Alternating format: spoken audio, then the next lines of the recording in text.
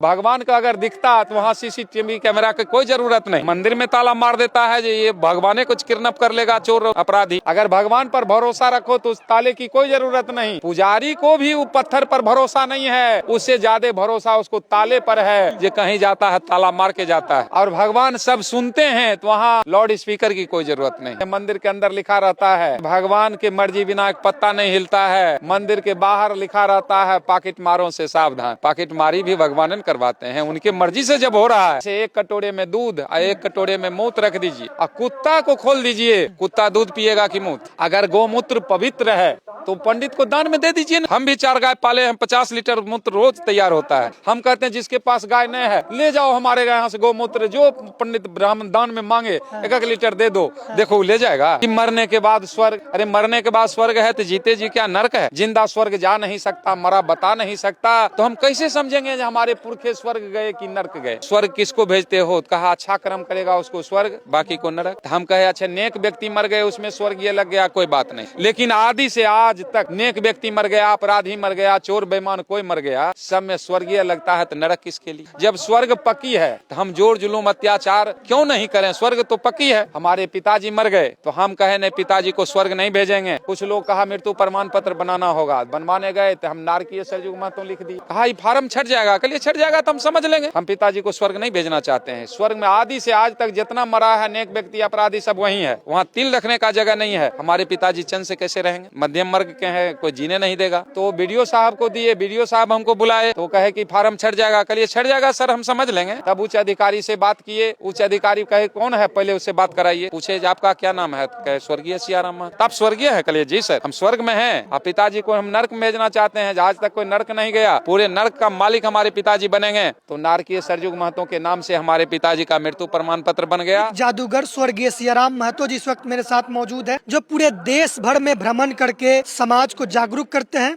उन्हें बताते हैं कि जो जादू है वो एक कला है, विज्ञान है, उसमें कोई भी चमत्कार नहीं होता है। और जादू तो दिखाते हैं, इसके साथ साथ ये समाज को जागरूक करते हैं। अंधविश्वास, आडंबर, पाखंड से लोगों को जागरूक करते हैं। उन्हें बताते हैं कि अपने अंदर वैज्ञानिक चेतना, तार्किक चेतना लाइए और अपने जीवन से अंधकार को खत्म कीजिए। बहुत स्वागत है महतो जी।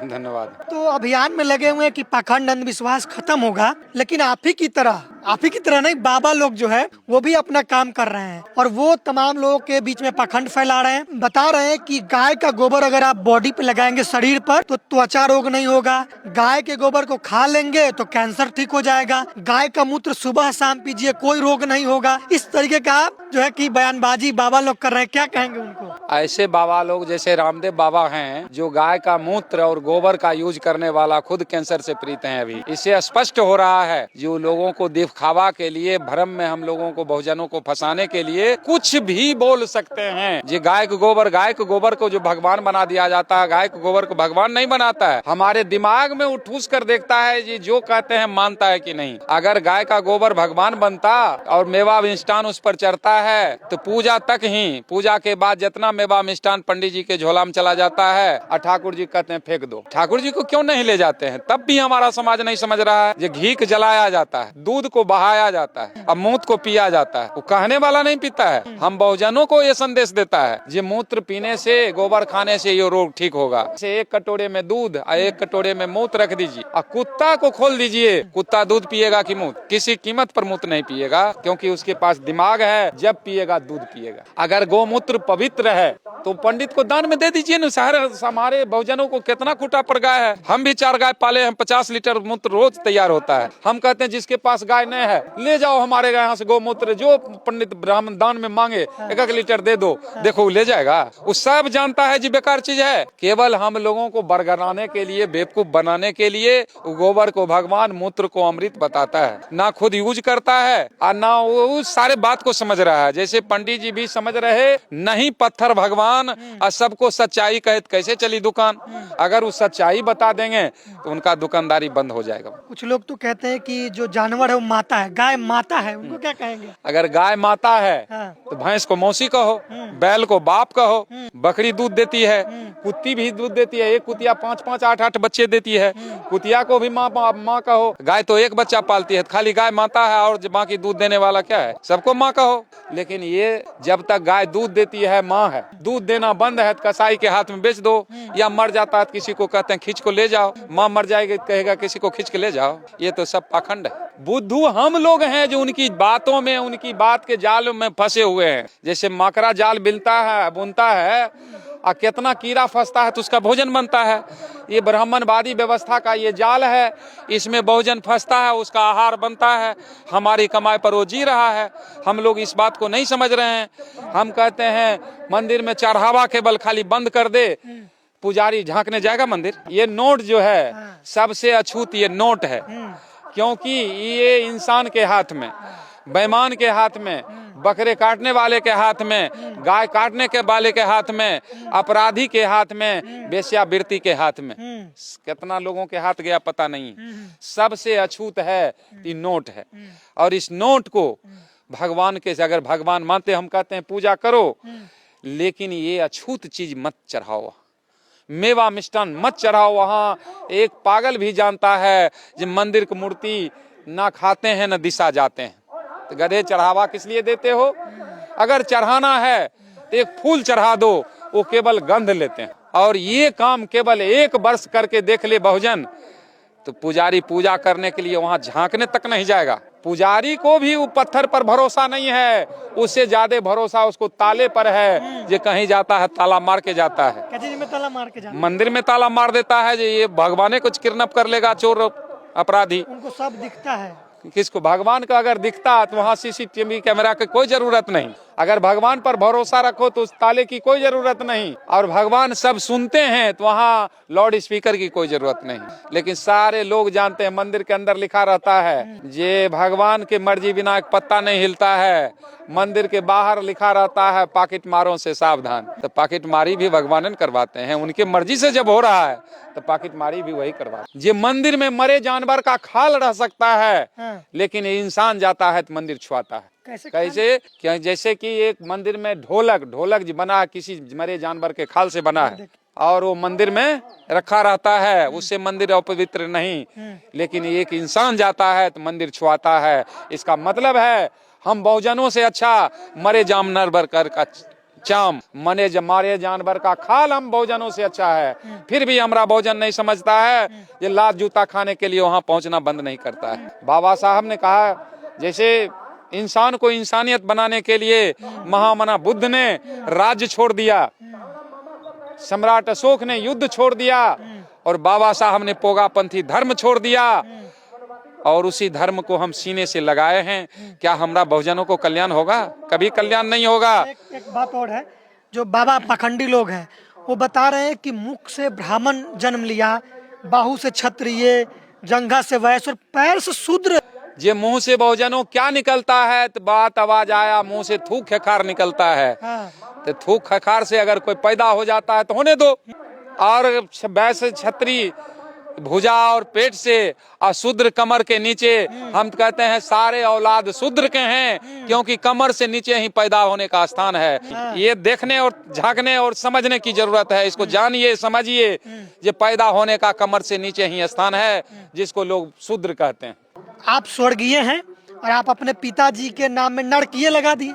ये बड़ा अजीब सा, लोग लगातार सवाल पूछते हैं इसके बारे में। हाँ, लगेगा, क्योंकि ये स्वर्ग नरक का विडंबना इतना जबरदस्त बनाया है पाखंडियों ने कि मरने के बाद स्वर्ग। अरे मरने के बाद स्वर्ग है तो जीते जी क्या नरक है?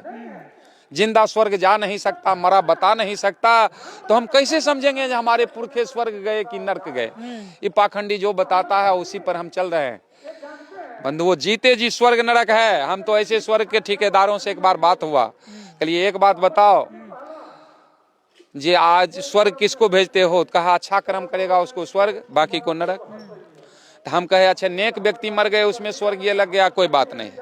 लेकिन आदि से आज तक नेक व्यक्ति मर गया, अपराधी मर गया, चोर बेईमान कोई मर गया, सब में स्वर्गीय लगता है तो नरक किसके लिए?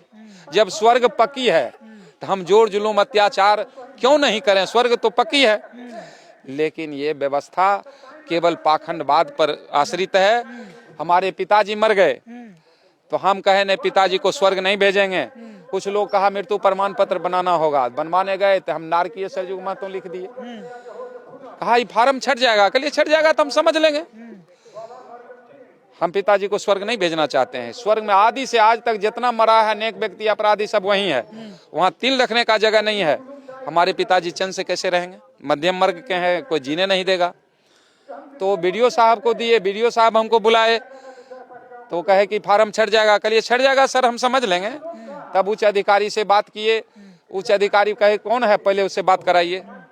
पूछे आपका क्या नाम है? कहे स्वर्गीय सियाराम महतो। तो आप स्वर्गीय है? कहिए जी सर, हम स्वर्ग में हैं। आप पिताजी को हम नरक में भेजना चाहते हैं। आज तक कोई नरक नहीं गया, पूरे नरक का मालिक हमारे पिताजी बनेंगे। तो नारकीय सरयुग महतो के नाम से हमारे पिताजी का मृत्यु प्रमाण पत्र बन गया। हम स्वर्ग में हैं, हम सिद्ध करते हैं जो गरीब से गरीब परिवार क्यों नहीं हो, लेकिन परिवार में अगर मिलकर रहते हैं तो घर स्वर्ग है, कला है तो नरक है, चाहे आपके पास संपत्ति जो। अच्छा, आप एक और बात कहते हैं कि देश में SC ST OBC और मुस्लिम है, अगर मुस्लिम को हटा दिया जाए तो ये जो SC ST OBC जिसको हिंदू कहा जा रहा है उसको फिर से अछूत और शूद्र। जब तक इस देश में मुस्लिम है हाँ, तब तक आप SC ST OBC माइनॉरिटी सबको कहेगा। हाँ, जिस दिन मुस्लिम अगर भारत छोड़ देगा तो फिर वही हाल आज से सैकड़ों साल पीछे जो अछूत और नीच बना के रखा था, तो हम अछूत और नीच रहेंगे। तो मुस्लिम है तभी हिंदू कह रहे तब तक हम हिंदू। हम तो एक मंच से लखनऊ में कहे हम अल्पसंख्यक ब्राह्मण, हम बोले तिल मिला गया लोग। कहा हम अल्पसंख्यक मुसलमान है। कल अल्पसंख्यक नहीं, वो 13% है और तुम 1.5% हो। तुम कैसे अल्पसंख्यक नहीं हो तो अल्पसंख्यक मुसलमान कैसे है? कल के हम हिंदू, कल ये हिंदू नहीं आप, बाकी आप ब्राह्मण के बाद भूमिहार राजपूत मानवारी को भी अछूत कहते हैं, क्योंकि उनके पंगत में भी आप नहीं खाते हैं, तो सब अछूत हो गया। तो उच्च तो केवल आप हैं, आप तो 1.5% हैं, तो आप अल्पसंख्यक तो आप हैं। मुस्लिम को कहे अल्पसंख्यक कह रहे हैं। अच्छा, वो लोग कहते हैं कि आशीर्वाद लीजिए, बहुत अच्छा बात है। आशीर्वाद और शराब से अगर जीवन मरण होता तो इतना डिग्री कॉलेज की जरूरत ही नहीं था। आशीर्वाद शराब से देश चलता, लेकिन आशीर्वाद और से और डाइन से, डाइन को कहता है बहुत जगह डाइन का हवा है। डाइन में अगर मारने की शक्ति होती तो भारत सरकार उसको सीमा पर बहाल करती। क्या जरूरत है आधुनिक हथियार और सेना लगाने का? 1-2 तांत्रिक को, डाइन को बैठा देते, दुश्मनों को मंत्र से मार गिराते। लेकिन सारी अंधविश्वास है, पाखंड है। भई न भलाई तोहरा दान पुण्य कैला से, प्यास बूझे नहीं मिर्चाई के चबैला से। पाप करता नहीं गंगा में नहेला से, गधा न घोड़ा होते कितनो साबुन के लगेला से। मुर्दा जिंदान होते दवा खूब पियला से, मूर्ख ज्ञानी ना बनी चंदन के लगेला से। सर्प ना विष तजे दूध के पियौला से, कटे ना कलेश हनुमान चालीसा पढ़ला से। कौआ न बोगला होके कपूर के सुंघौला से, पाखंडवाद तभी मिटी हैं जब विज्ञानवादी बात समझला से।